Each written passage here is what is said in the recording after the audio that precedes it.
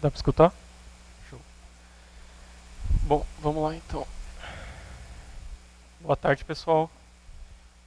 O intuito da apresentação hoje é falar um pouquinho sobre o sistema Debian padrão, ou seja, baixar a ISO dele direto do site e tentar rodar no sistema embarcado. A apresentação é sobre a licença do Creative Commons, então se alguém quiser utilizar, distribuir, fica à vontade. Bom, então, eu me chamo Iago, eu trabalho na Toradex junto com o Charles e com o Leon, inclusive eles estão aqui na foto, aqui. E eu trabalho, apesar de trabalhar lá na Toradex, não trabalho no time deles. Eu trabalho diretamente com o kernel. Então, meu trabalho é dar suporte a Linux nas plaquinhas e resolver problemas de drivers e, enfim, coisas relacionadas ao kernel e mandar para o upstream. Também trabalho bastante com o U-Boot, que é o bootloader que a gente usa nas plaquinhas, que é bem comum em sistema embarcado. E também trabalho com o Build System, que é o Open Embedded, ou Yocto, né? Que é justamente para automatizar toda a build da nossa imagem. Eu comecei usando Debian no Bullseye, então não faz tanto tempo assim, mas antes eu era usuário de derivados, Mint, Ubuntu. E também, às vezes eu acabo contribuindo com outros projetos open source, porque a gente acaba descobrindo bug, então eu tenho PR aberto no systemd, em outros softwares que a gente usa. E os meus e-mails, se alguém quiser depois trocar uma ideia. Então a ideia é por que eu não posso pegar, ou por que é difícil pegar a ISO do Debian, já que ela é compilada para ARM, e rodar o Debian Installer numa Raspberry Pi ou em qualquer dispositivo embarcado, como a gente faz com o notebook. Então eu vou tentar descrever todo o processo de boot de um ARM, seja ele qual for, 32, 64 bits. Então a gente vai passar pelo bootloader, pela device tree, pelo kernel, até chegar no Debian Installer e talvez, se der tempo, eu mostro isso ao vivo. Para esse experimento no geral, de tentar executar o Debian dentro de um dispositivo ARM, eu usei dois hardwares da Toradex, um Colibri MX6, que é um ARM 32 bits, com 512 de RAM, dual core, 4 GB de flash. Flash é como se fosse o SSD, né? É onde ficam guardados os arquivos. E para o ARM64 eu usei um Virgin MX8M, que é um pouco mais forte, ele tem 4 core, 2 GB de RAM e 16 GB de flash.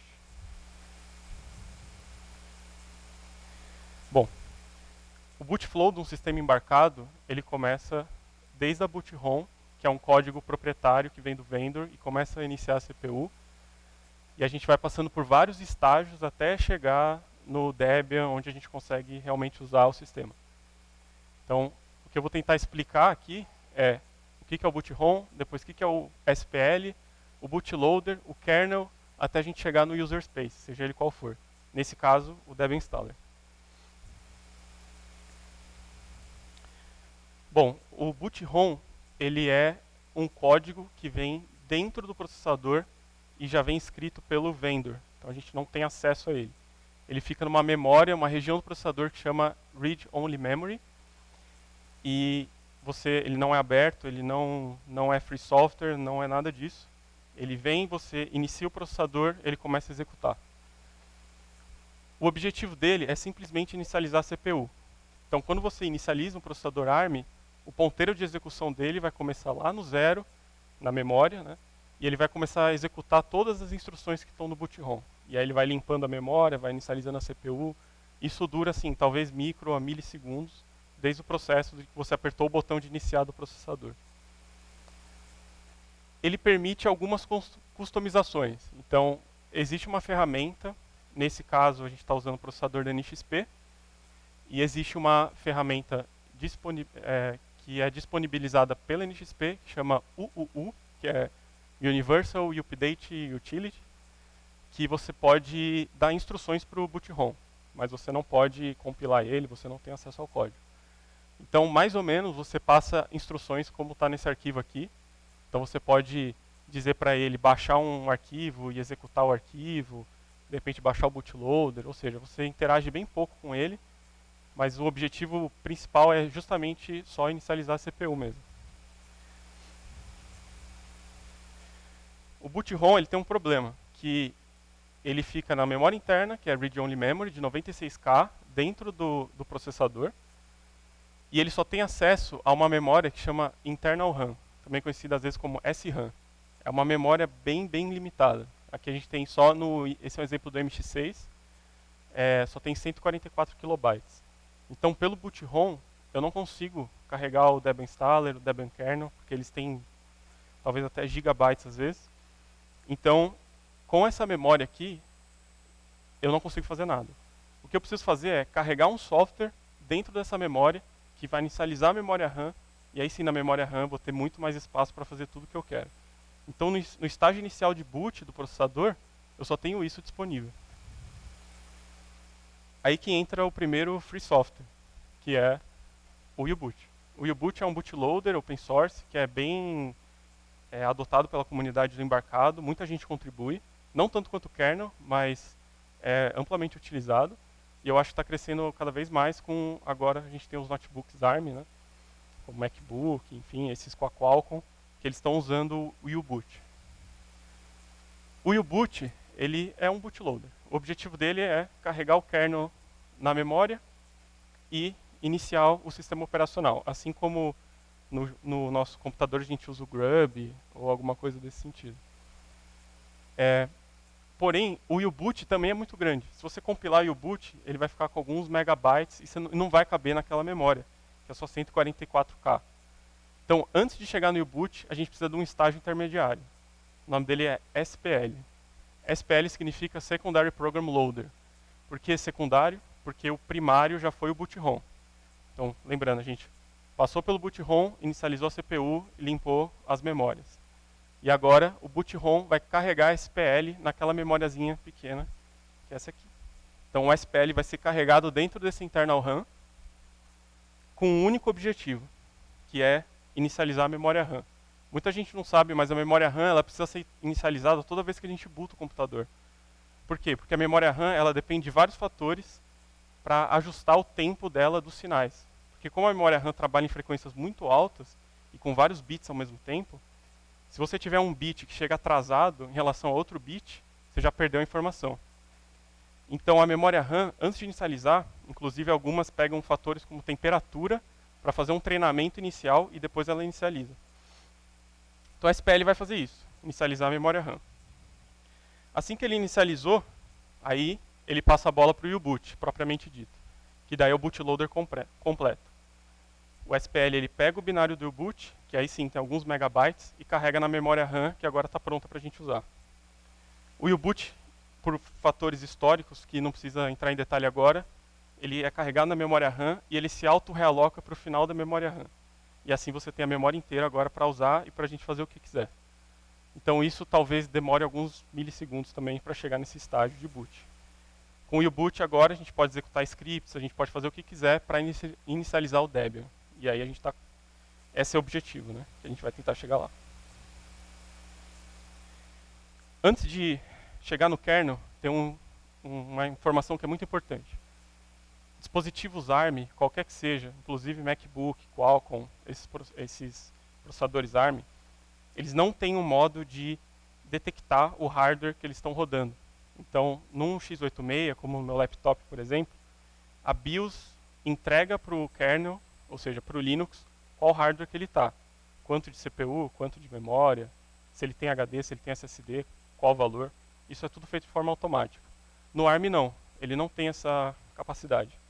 Então o que a gente precisa fazer é descrever o hardware para o Linux, senão ele não vai saber como executar. E a gente faz isso pela Device Tree. A Device Tree ela foi criada no PowerPC, depois foi importada para o ARM e agora é amplamente utilizada. É uma linguagem de, basicamente, você descreve o hardware e compila ela, e depois você carrega no Linux, e aí ele vai saber qual hardware ele pode utilizar. Inclusive, se eu errar a Device Tree, o Linux vai achar que ele está numa CPU quad-core, quando deveria ser dual-core, e as coisas vão dar errado. Uma Device Tree, ela é mais ou menos, tem essa cara. Isso é um pedacinho da Device Tree do MX6. Então aqui tem um nó, que a gente descreve, por exemplo, o backlight. O backlight é o sinal que controla a tela. Quando você tem um display, você pode apertar para aumentar o brilho ou diminuir o brilho. Isso está descrito para o kernel. Então ele está falando quais os levels de brightness ele pode, qual é o default, qual GPIO ele deve usar, ou seja, qual pino ele deve controlar o backlight, e assim por diante. Então tudo tem que ser descrito aqui.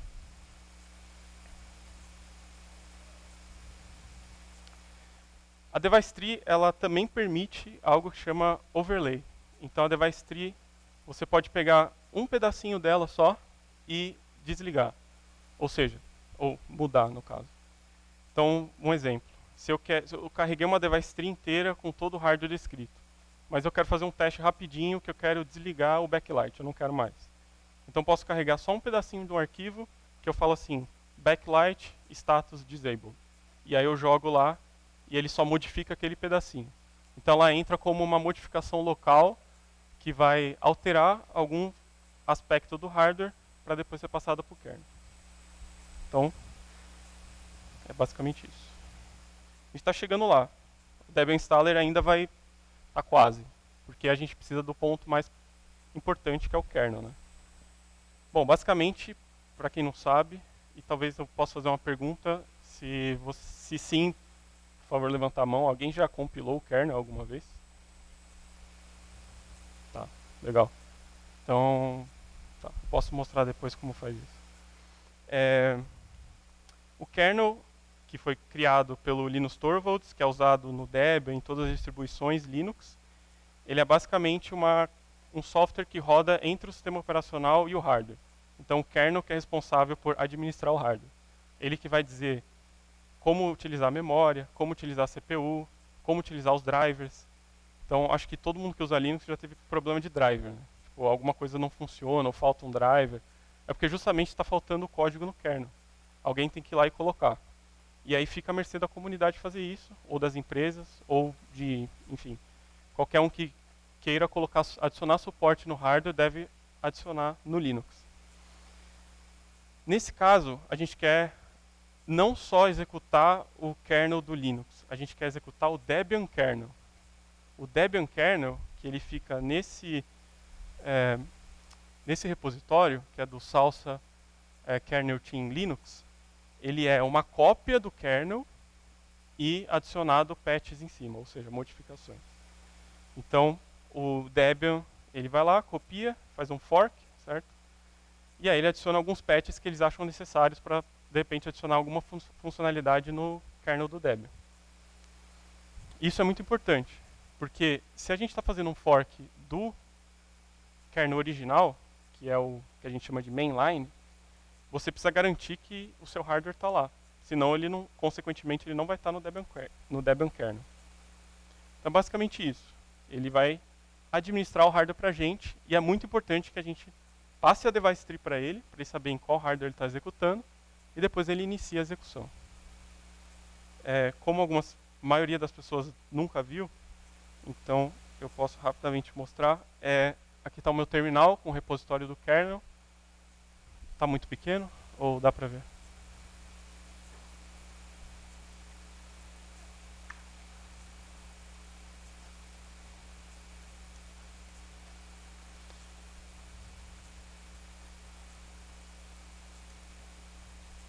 Mais?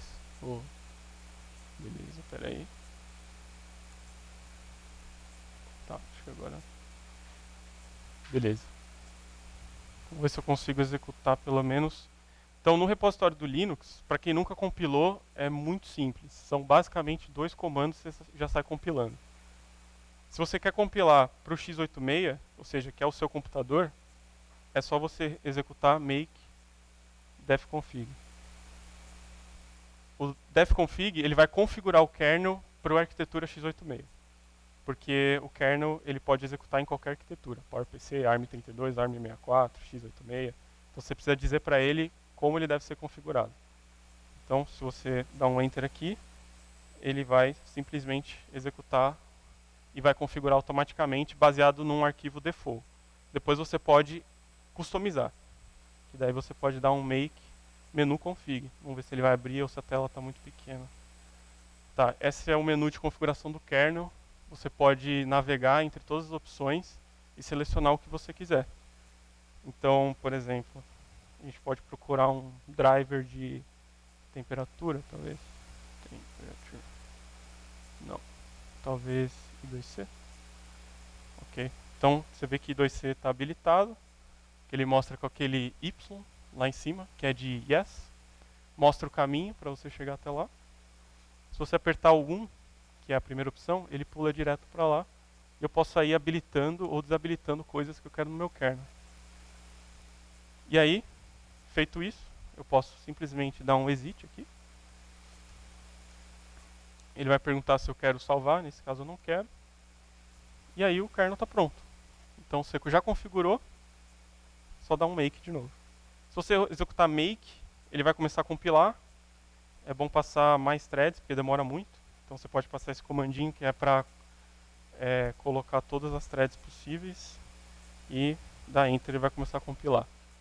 Vai demorar bastante, mas no final você vai ter o binário do kernel que você pode executar em qualquer arquitetura que você quiser. E o boot é a mesma coisa. Legal. Então, a gente passou pelo boot ROM, inicializou a CPU. Passou pelo SPL, inicializou a memória RAM. Passou pelo bootloader, que vai carregar o kernel e a device tree. Enfim, chegamos no Debian Installer, finalmente, né? O Debian Installer, eu comecei pelo ARM32, que é o Colibri MX6 que eu tinha comentado antes. Então, o que eu fiz? Eu fui no site oficial do Debian e baixei essa ISO, que é a Debian 12 para ARM HF, que é a ARM 32 bits, que é Hard Float Point. Nesse caso, você poderia só pegar a ISO, flechar num pendrive e colocar na plaquinha, como a gente faz com qualquer computador. Mas como o MX6 ele é um pouquinho lento, assim, né? A gente é um ARM 32 dual core, eu não queria ter que carregar tudo do pendrive, porque eu achei que ia demorar muito. Então eu fiz uma maneira diferente, que também é suportado pelo Debian e está no manual do Debian, inclusive, que é usar um TFTP. O que é um TFTP? É basicamente você conecta o cabo Ethernet do seu computador na plaquinha, sobe um servidor na sua plaquinha e deixa o Debian lá dentro do servidor. Então a plaquinha vai fazer download das coisas, que é a mesma coisa que o USB, só que em vez de ela copiar do USB para a memória, ela vai fazer download para a memória, e no final vai dar no mesmo. Então eu criei o servidor TFTP no host, com os arquivos da ISO, e no Debian eles já fornecem um script para você executar, que foi feito pelo Pro e o Boot. Então o nome dele é tftpboot.script. Você faz o download dele para a plaquinha, pelo cabo Ethernet, e executa o script. Quando você começar a executar, ele vai começar a baixar todos os arquivos necessários para botar o Debian kernel, incluindo o device tree, kernel, tudo que precisa.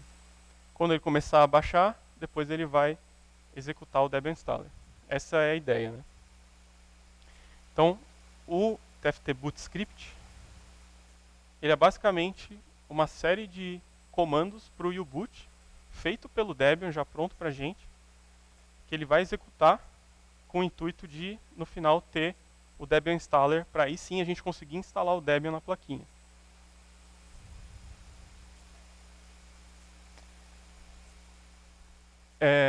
Foi isso que eu fiz. O primeiro ponto é que o bookworm completamente quebrado para o IMX6.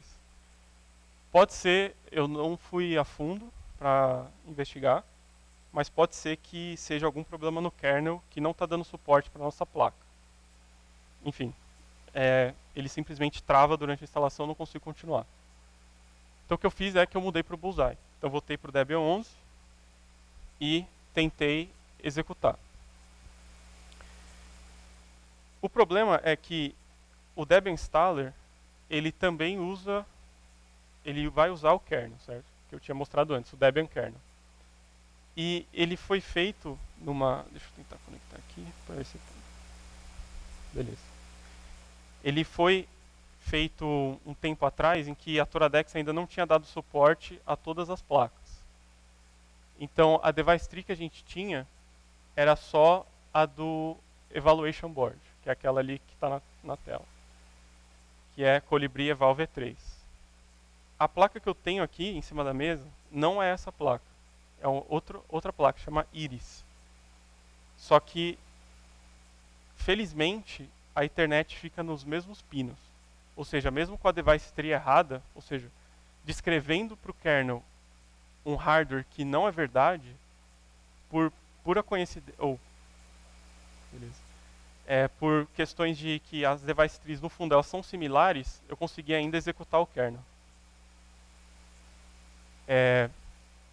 E aí eu cheguei no Debian Installer. Então tá aqui um printzinho do Debian Installer. E aí eu consegui continuar a jornada de tentar instalar o Debian na plaquinha. Quer mexer aqui? Claro. Só um segundo.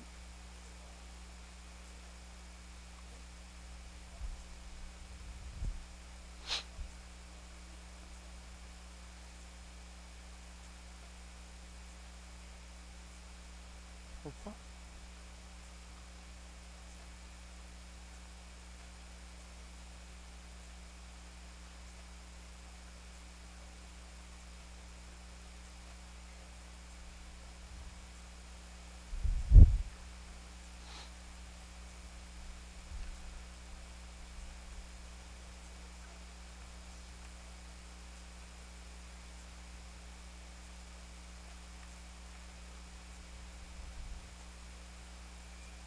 Não.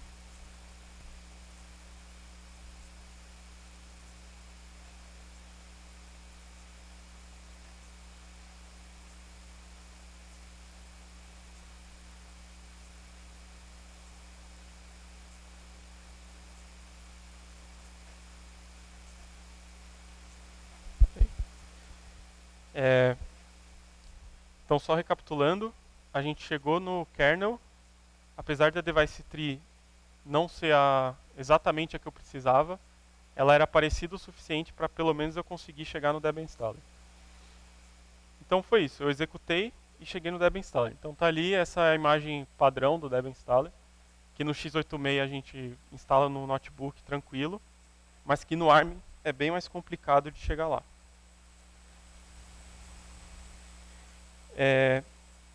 Aqui eu passei pelo processo inteiro e deu certo. No final eu vou mostrar que eu consegui instalar o Debian na plaquinha. Então, tipo, deu para seguir numa boa.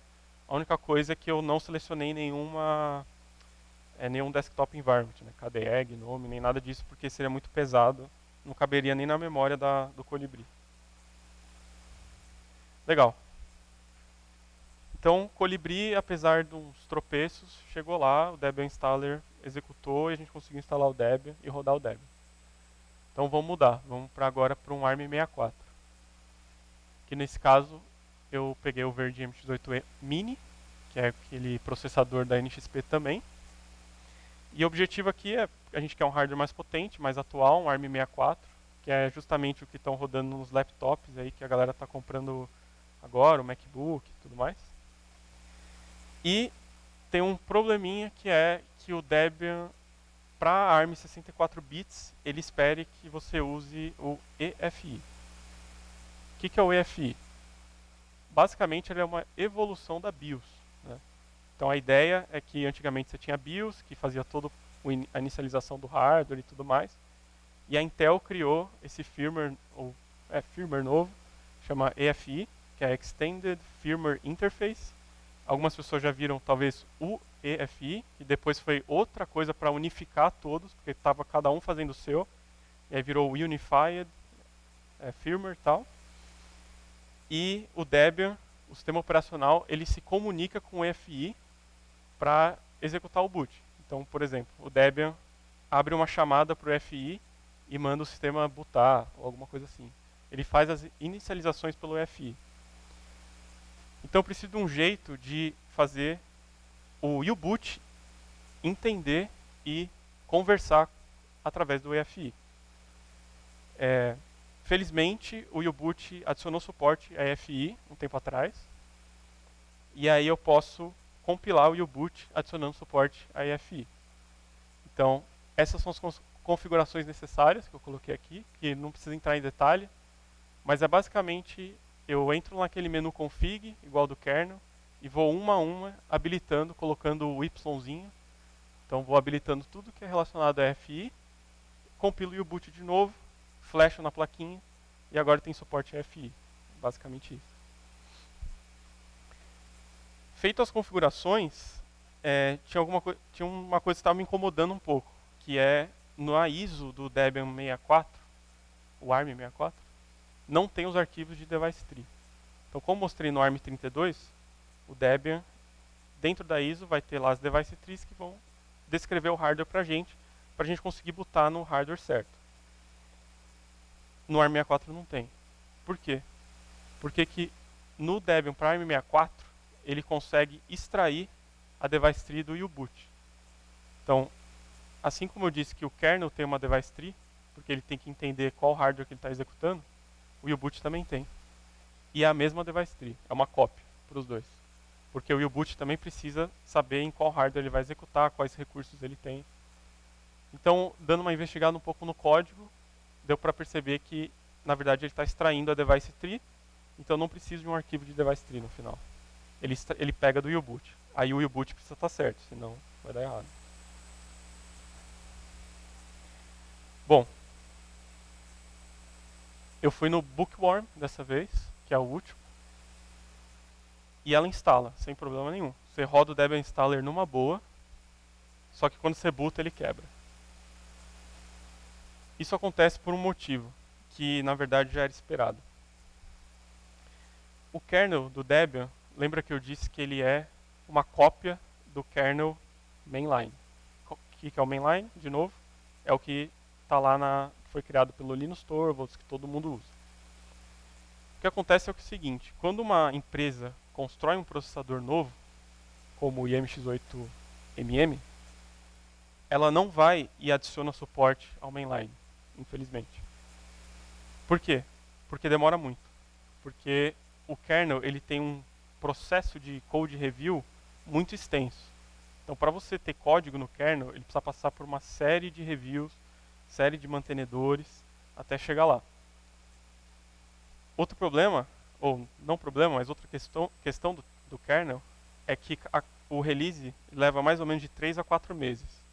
Sendo que são 2 semanas em que o Linux aceita código novo, que é chamado de merge window. Então ele vai pegando o código da galera e vai colocando, e depois ele passa 3 meses testando. 3 meses testando, e aí solta o release novo, que é quando a gente pega o novo kernel. No caso agora a gente está no 6.8, foi o último. E aí começa tudo de novo. Por uma empresa, demora demais. Então pode levar, de repente, até mais de anos. Então esse é o primeiro problema de não ter código no mainline para processadores novos. O segundo problema é código que, de repente, eles não querem colocar no mainline, porque é um código proprietário, como código de GPU, placa de vídeo, alguma coisa assim, que, de repente, eles não querem abrir o código para não mostrar o source code para competidores. Então, é mais ou menos assim que funciona. Então, o que eles fazem? O que a NXP faz, por exemplo? Eles pegam o kernel mainline, adicionam as coisas dele em cima e liberam para a gente. Então, em vez de a gente pegar o Linux do Linus Torvalds, que todo mundo pega, a gente pega o da NXP. E como o Debian pega o kernel oficial do Linus Torvalds, que é o que a gente chama de mainline, obviamente o IMX8 Mini não está lá, porque ele está só no kernel da NXP. E aí que entra trabalhos como a gente aqui, que é ficar olhando para o kernel downstream, que é o kernel do vendedor, e pegando esse hardware e tentando colocar no mainline.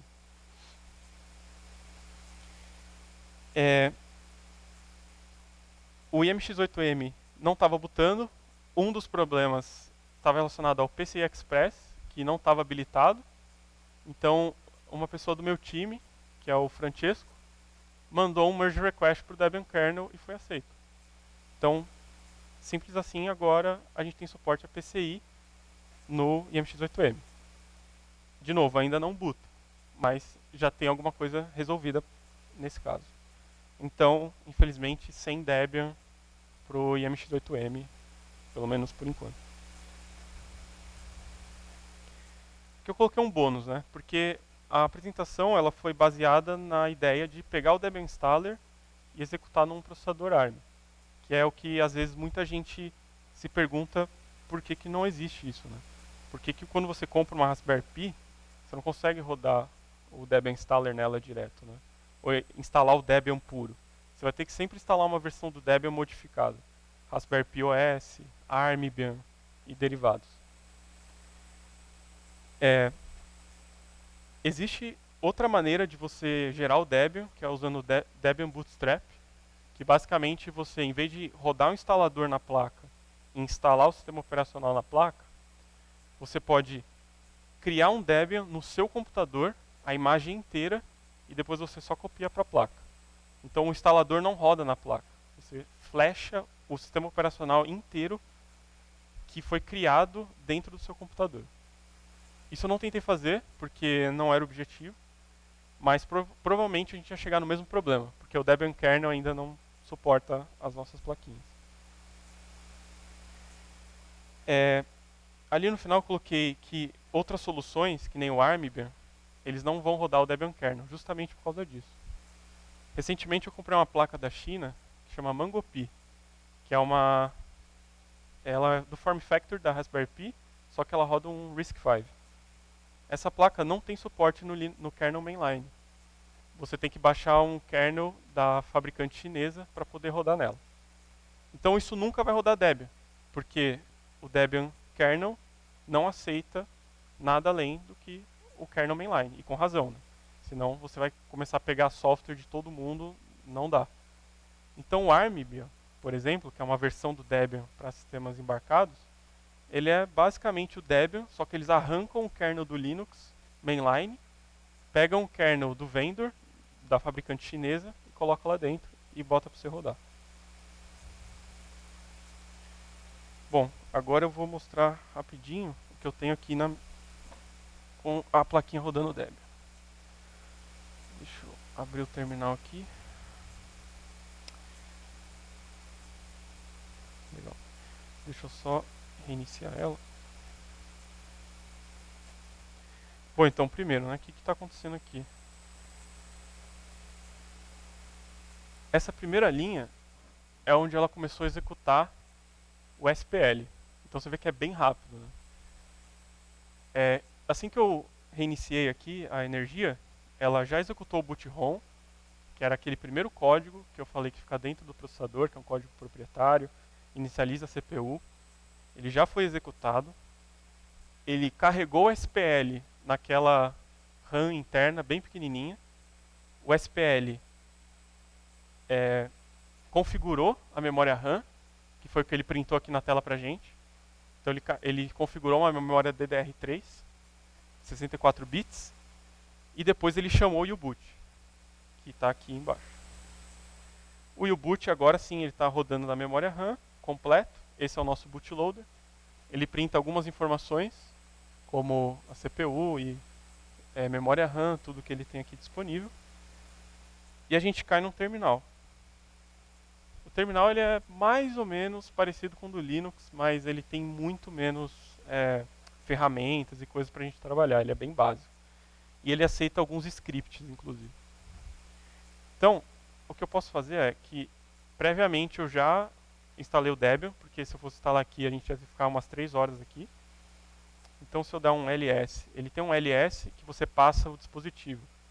Por exemplo, um pendrive, alguma coisa.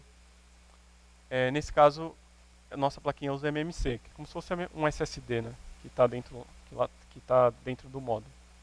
Então, se eu listar aqui, por exemplo, eu vejo a partição de boot do Debian. Então está ali o Linux, a device tree, todos os arquivos que precisam para botar. E se eu mudar a partição para a segunda partição, aqui sim, isso é o que todo mundo mais ou menos conhece, que é o root file system do Debian. Aqui onde está todos os arquivos dele.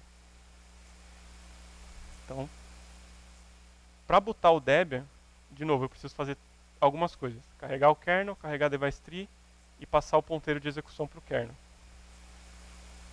Por isso que eu fiz uma cola aqui, porque são alguns comandos que eu preciso executar.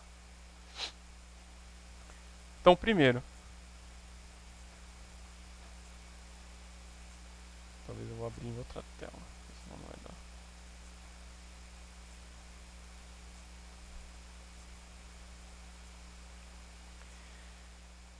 O U-Boot ele permite setar algumas variáveis, assim como um shell script. Se você dá um print env no U-Boot, você vê todas as variáveis que já estão aí.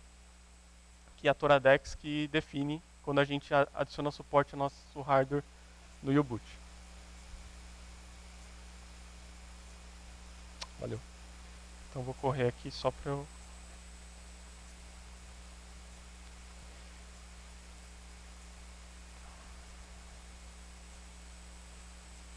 O problema do U-Boot é que para colar código é bem complicado. Então vou tentar escrever. Bootargs.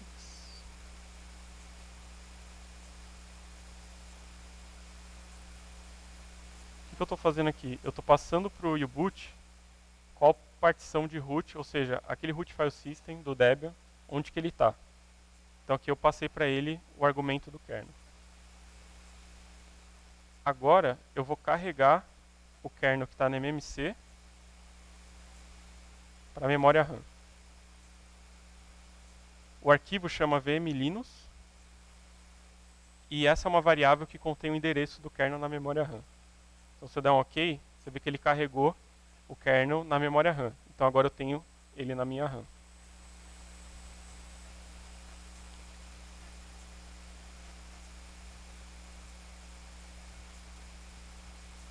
Vou fazer a mesma coisa com a device tree.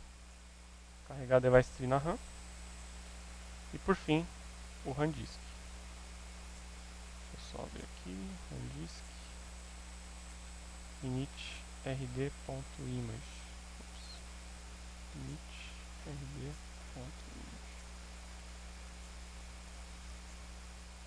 Legal. Agora eu tenho tudo que estava na MMC, eu carreguei para a RAM.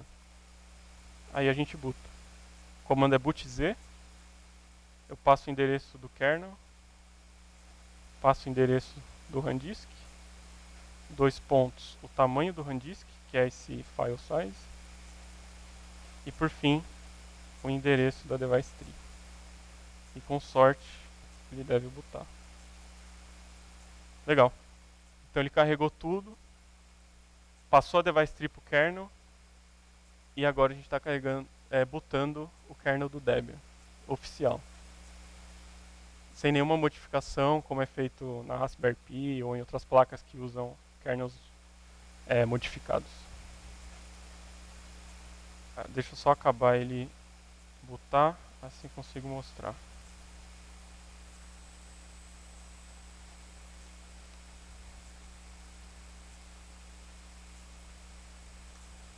Tá aí. Então a gente tem o Debian oficial rodando na placa. Deixa eu botar aqui. Bom, então, próximos passos, que é por que o Debian não dá pra gente ficar usando ele nos embarcados. Primeiro, e o principal problema é o upstream. Então a gente depende de pessoas, de engenheiros de sistemas embarcados que vão pegar o código do vendor e tentar fazer upstream deles. Drivers, firmwares proprietários, de repente alguém que faz engenharia reversa numa GPU e adiciona ele no mainline, ou algo desse tipo. Alguns crashes ainda precisam ser investigados, porque, enfim, no meio do processo simplesmente crashava. E a device tree precisa estar lá também. O problema é que o Debian não suporta aqueles overlays que eu mostrei. Então, talvez tenha que também ajustar, de repente adicionar suporte ao overlay, alguma coisa assim. Bom, convido todo mundo a conhecer o Thorizon. Eu não vou entrar em detalhes, até porque meus amigos já apresentaram, mas fique à vontade para entrar no site, baixar. A gente suporta a Raspberry Pi também. Se alguém tiver algum hardware desse, quiser instalar o Thorizon, que é a distribuição que a gente mantém, fica à vontade. O que nós fazemos também são os hardwares, software e tudo mais, que acho que também o pessoal já apresentou, o Charles fez uma apresentação só sobre isso, então. E também fica aqui meus agradecimentos ao Francesco, que é do meu time, e a gente fez isso em parceria, e depois ele foi apresentar uma palestra parecida na FOSDEM, só que só em 20 minutos em inglês. E eu decidi trazer a mesma coisa, só que em português. E é isso. Então, se alguém tiver alguma pergunta, por favor. Obrigado.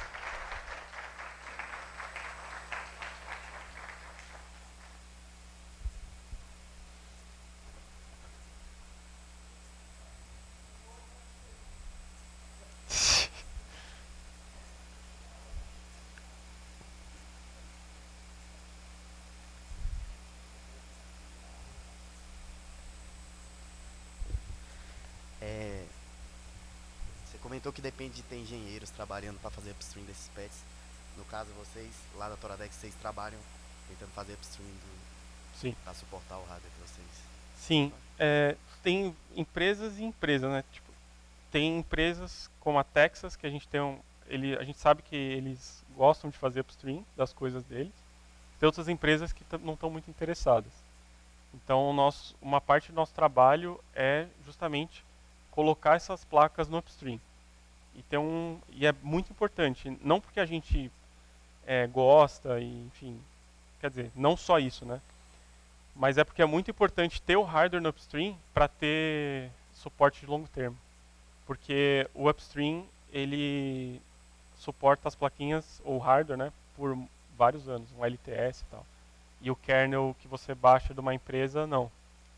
Então, por isso que é importante a gente ter o máximo de hardware possível no upstream, justamente para a gente ter um suporte longo. Né?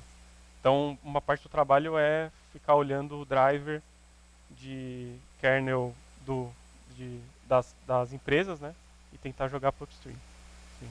E as empresas que produzem esse hardware, eles não têm interesse em colaboração, eles só largam lá e vocês pegam e Então, dão algum depende. tipo de... Tem empresas que, justamente, que nem eu comentei da Texas, eles fazem um trabalho bem legal de tentar colocar tudo no upstream, porque eles entenderam que é o melhor jeito para o mercado. E tem outras empresas que não estão muito interessadas, assim, por motivos, sei lá, da empresa mesmo, ou de engenheiros lá dentro que de repente eles querem focar em outra coisa. E aí justamente fica à mercê da comunidade. Então, o IMX8 que eu mostrei, ele só está no mainline hoje, quer dizer, ele está quase lá, né? Mas assim, grande parte foi porque um cara fez engenharia reversa da placa de vídeo e ele conseguiu executar ela no mainline. Então hoje você consegue, porque antes você colocava o kernel do Linux e você não tinha vídeo, né? E hoje tem. Então vai a comunidade tentar adicionar mesmo. É isso. Valeu. Mais alguma pergunta?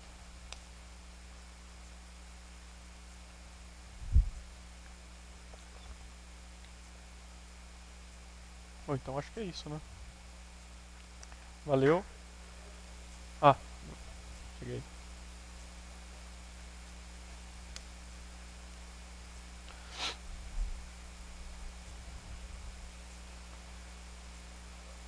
Beleza?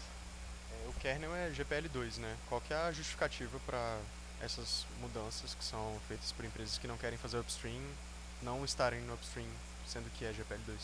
Boa. É, o kernel é GPLv2, só que quando uma empresa, e a empresa ela segue a licença, então ela pega, faz o fork do kernel e adiciona as coisas dela. Então é tudo open source no kernel do vendor. Né? Você vai, por exemplo, vai ter os drivers lá, o driver de GPU, tudo mais. Só que o que elas fazem é o primeiro, elas seguem caminhos diferentes do que seguiria no mainline. Então, de repente, ela chama uma biblioteca que não podia, ou ela cria alguma coisa nova que não existe. Então, como elas mexem bastante no kernel, acaba desviando muito do mainline. A ponto que se você simplesmente dá copy-paste no driver e manda para o mainline, os caras não aceitam, porque está muito diferente. Então, o sistema foi modificado assim para fazer funcionar rápido, digamos, ou para fazer funcionar e entregar, sendo que não passaria por todo o crivo do mainline. E tem outra coisa que, se alguém nunca viu, mas pode procurar no Google, e, enfim, chama código por obfuscação. Que eles fazem o código aberto, mas é tão difícil de entender, que é no sentido que eles escrevem o código e passam por algum script que embaralha todo ele, que ele ainda é GPLv2, ele ainda é aberto, só que é humanamente assim, não é legível, né? Você não consegue entender o que está acontecendo. Então, o código de GPU é assim: você abre, é um monte de operação matemática acontecendo e você não consegue saber o que está rolando assim, de fato, né? Então, é mais ou menos o que acontece. Beleza. Valeu. Valeu.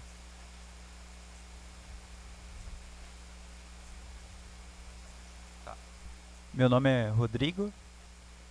A minha pergunta é sobre o VM Linux, se eu tenho que me preocupar com a compactação. Tem um padrão nas placas de vocês? Eu tenho que usar LZO, alguma coisa do tipo? Boa. eu não me engano, é padrão do ARM isso. Então, quando se for ARM32, você tem que usar esse tipo de compactação. Se for ARM64, você vai usar outro. Isso para, assim, botar o binário, né? Não falando de debug, porque daí é diferente. Mas o kernel já faz automático para você. Quando você dá aquele make que eu mostrei, make def config, e seleciona lá a arquitetura ARM ou x86, quando você dá um make, existe sim configurações de compressão e tudo mais, mas se você seguir o padrão lá, o default, ele já vai indicar para você qual que é a compressão que você tem que usar. E aí ele vai compilar já certinho e você consegue carregar o arquivo. Beleza? Valeu. Bom, acho que é isso então. Valeu.